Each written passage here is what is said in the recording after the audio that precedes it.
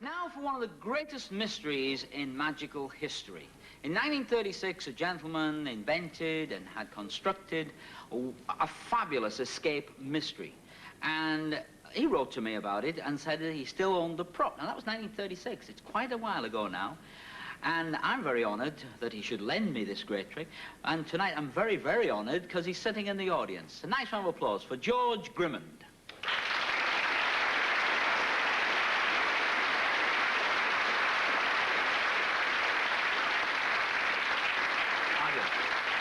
Well, I hope George and you enjoy the way I present this, because these are all the original props. I must hasten to add, this is not an original Securico man. Hi, what's your name? Peter. Peter. And over here we've got, of course, Bernard Price from the Antique Roadshow. A nice round of applause for George.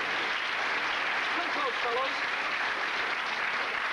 This is the mystery. Now, I know you've looked at these earlier, but I must ask you to repeat it on camera. These are just straightforward, small, click-shut locks. Click one shut, and it's locked forever. Unless, of course, you undo it with the key. But, of course, when it goes through the hasp is fitted to the box. And then, of course, this brass plate goes over the top, and this goes through. It's impossible to get at that lock if you're inside, yeah? Agreed. So it doesn't really matter whether you've got a key or not. All right. Now, of course, there's 12 of those, and these are just handles that are used for picking the boxes up when we actually perform the illusion. All this will become apparent here. Now, you examine those, and we're just going to put them there for you to keep your eye on a second while I talk to Bernard about the boxes. Well, what do you think, Bernard? I think they're very good. They're plywood. Yes, they are. And they're made this century. They're certainly not antique or anything like that. Yes, we can. Yes, one piece of plywood all the way across the top. That's right, yeah. I have looked at them. They're very, very solid right the way throughout. There's one thing I would worry you about. Yes? And that is the fact that it seems to me there's some very large wormholes in these. No, those are so I can breathe when I'm in it. Yes. Let's just show the audience at home the inside of that box. And you can see there's a leather strap, of course, going around the outside this way, and this way. Tell you what else I'm going to do is I'm just going to tip it right up like that so you can see what's going off. All right? Now, you can see right underneath that. And, of course, Bernard and Peter have been looking around these for some considerable time. I'll put the top back on that one. This is the biggest box of all, and we just put that on there. Like that, get it on there if we can. A little bit awkward, aren't they? And this is got two little hasps in here so you can pick it. Do you want to see this one, Bernard? You haven't seen this one? Same idea. Solid sheet of ply. I'll put that on there. And, of course, yeah, you can bang them anywhere. The Magic Circle, actually, had a real good look at this, you know, presidents and secretaries and that. And found them to be what you said, boxwood boxes. And if I just... thoroughly screwed together. Oh, yeah, very well put it together. And they've lasted well, haven't they, when you think 1936. Better than some of the stuff you get on your show. You're right. This one. I saw you looking at this. It's constructed exactly the same way. We just put that on there for now. And then I'll tell you about this box. Straps.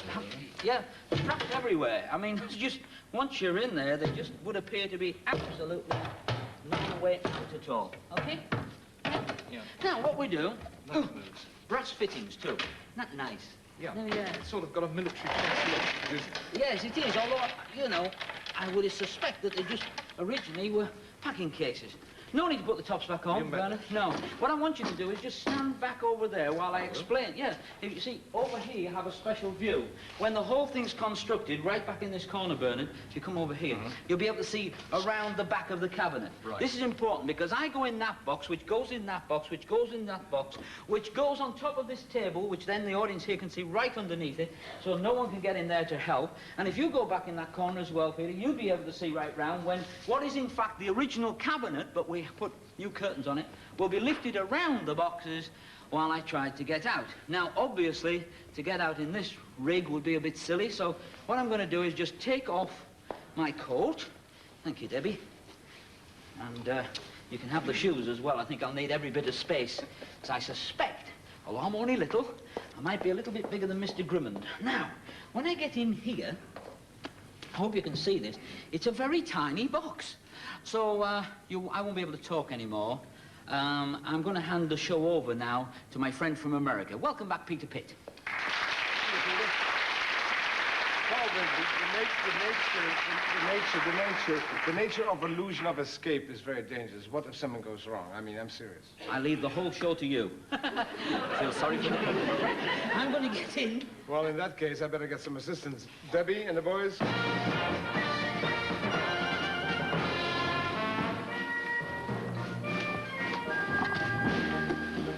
Ball goes in the first box. The locks go into the hasps. I want you two gentlemen to keep your eye on this from that distance. Stay where you are. So this is all above board here. Okay, boys, quick. Because this is a very small compartment. There's hardly any room to breathe, let alone that he could actually orientate himself in there. It now goes into the second box. 3 straps of leather, 4 locks. Second box right there. Lid goes on the box. Quick, boys, we don't have much time. Paul in rehearsal actually told me that this will probably last about, 3 minutes. Let's keep our fingers crossed and hope this will work. 1, 2, 3 leather straps. 1, 2, 4, 3, 4 locks. You can see the gentleman from there. Up he goes. It's very heavy. Consider the weight of a man. Consider the weight of these boxes, which are very heavy by itself. And then inside,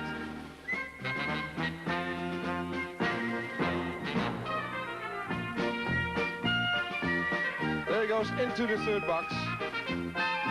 It's very difficult, ladies and gentlemen. It's a very heavy box. Even though they're made out of plywood, they do have some substantial weight. Locked.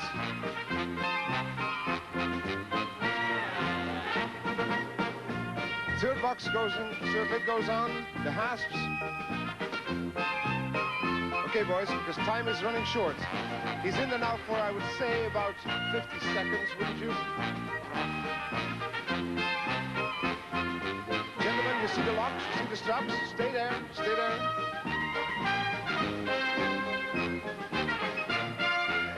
Like I said before, this is a very heavy box. His weight, Paul's weight, the second box, the third box around that, it's quite heavy.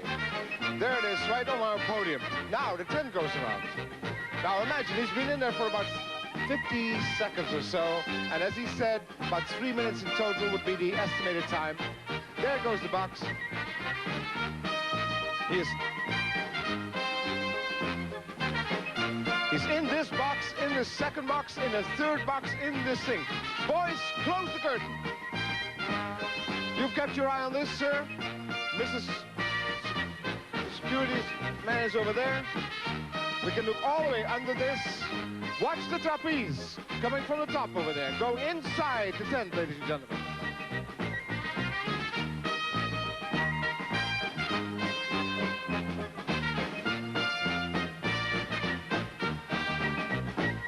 I see some movement on the cables.